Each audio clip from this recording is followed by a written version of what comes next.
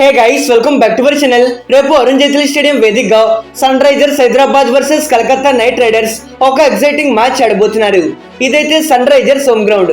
In fact last season లో ఇక్కడ SRH 266 highest runs కొట్టారు. దట్స్ వై ఇది వాళ్ళకి వన్ ఆఫ్ ది ఫేవరెట్. మరి ఈ మ్యాచ్ కోసం KKR ఎలా వెయిట్ చేస్తున్నారో తెలియదు కానీ SRH ఫ్యాన్స్ అయితే ఎప్పటి నుండో వెయిట్ చేస్తున్నారు. లాస్ట్ సీజన్ లో జరిగిన దానికి రివెంజ్ తీర్చుకోవాలి అని చూస్తున్నారు. ఇక KKR టీం వల్ల లాస్ట్ మ్యాచ్ ని వర్షం కారణంగా డ్రా చేసుకుని వస్తుంటే on the other hand SRH table topper అయిన RCB పైన ఒక ఫెంటాస్టిక్ విక్టరీతో వస్తున్నారు. అయితే ఈ టూ టీమ్స్ కి ప్లే ఆఫ్ ఛాన్సెస్ లేవు. కానీ ఈ మ్యాచ్ లో గెలిస్తే టేబుల్ లో డీసెంట్ పొజిషన్ కి వెళ్ళొచ్చు. టేబుల్ బాటమ్ లో ఉండడం కన్నా టేబుల్ మిడ్ లో ఉంటే గుడ్ నోట్ తో సీజన్ ని ఎండ్ చేయవచ్చు.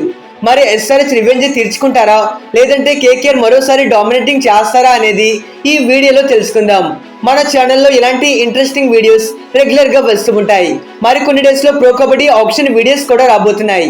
మీరు ఆ వీడియోస్ అవి మిస్ అవ్వకూడదు అనుకుంటేనే మన ఛానల్ ని సబ్స్క్రైబ్ చేసి పక్కనే ఉన్న బెల్ ఐకాన్ ని ఆల్ లో పెట్టుకోండి. Now let's get started. Firstly అటెడ్ రికార్డ్ చూసుకుంటే ఓవరాల్ గా వీళ్ళిద్దరి మధ్య 29 మ్యాచెస్ జరిగితే దీంట్లో KKR 20 టైమ్స్ గెలవగా SRH ఓన్లీ 9 టైమ్స్ మాత్రమే గెలిచారు. ఎక్కడ కూడా డిఫరెన్స్ అయితే లేదు. క్లియర్లీ KKR డామినేటింగ్ చేస్తున్నారు. ఆల్సో ఈ సీజన్ లో వీళ్ళ మధ్య జరిగిన మ్యాచ్ లను KKR టీమే గెలిచారు. ఇక పిచ్ రిపోర్ట్ విషయానికి వచ్చేస్తే బేసిక్లీ అరుణ్ జైట్లీ పిచ్ అయితే చాలా వరకు డ్రై అండ్ హార్డ్ గా ఉంటుంది. ఈ సీజన్ ఇక్కడ ఫస్ట్ బ్యాటింగ్ చేస్తూ చాలా వరకు హై స్కోరింగ్ గేమ్ చూసాం. ఈ సంవత్సరం కూడా టోటల్ గా 5 మ్యాచెస్ జరిగితే దాంట్లో 3 మ్యాచెస్ లో 200+ స్కోర్స్ కొట్టారు.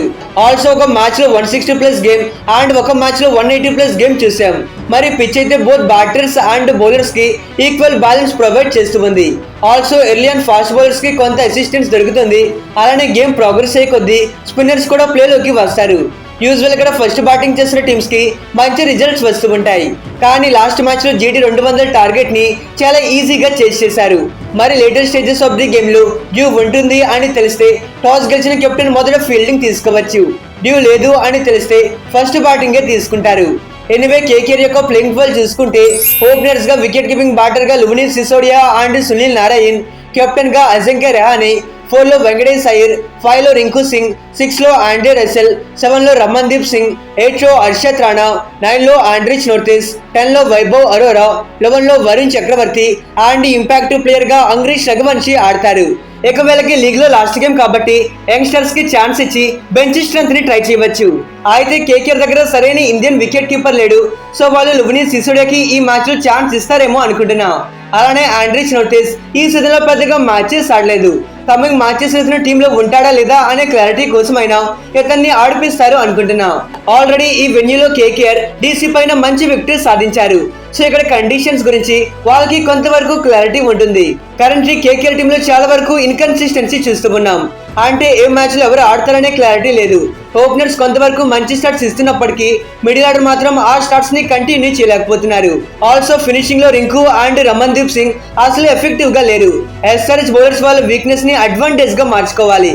అలానే బౌలింగ్ లో వైభవ్ ఎక్కువగా రన్స్ కన్సిడర్ చేస్తున్నప్పటికీ వికెట్స్ తీసుకుంటున్నాడు. లాస్ట్ SRH తో జరిగిన మ్యాచ్ లను మంచి స్పెల్ వేశాడు. సో ఇతను విత్ న్యూ బాల్ తో వికెట్స్ తీసుకోవాలి.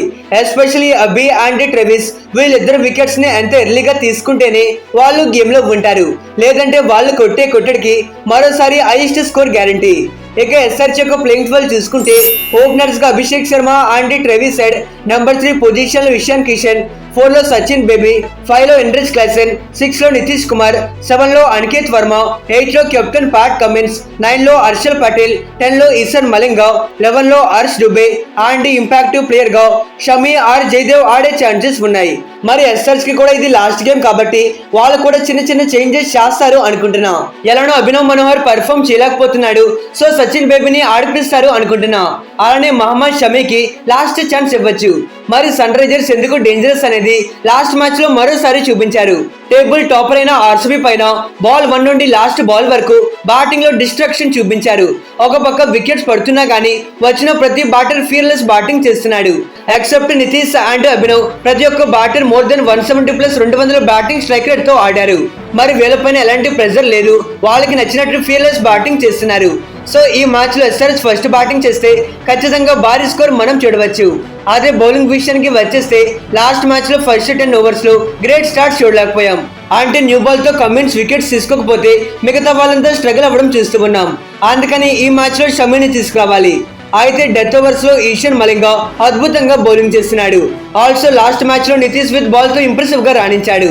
ఈ మ్యాచ్ లో కన్సిస్టెంట్ గా వికెట్స్ తీసుకొని కేకేఆర్ పైన ప్రెజర్ పెడితే ఎస్ఆర్హెచ్ మ్యాచ్ ని వన్ సైడ్ చేయవచ్చు.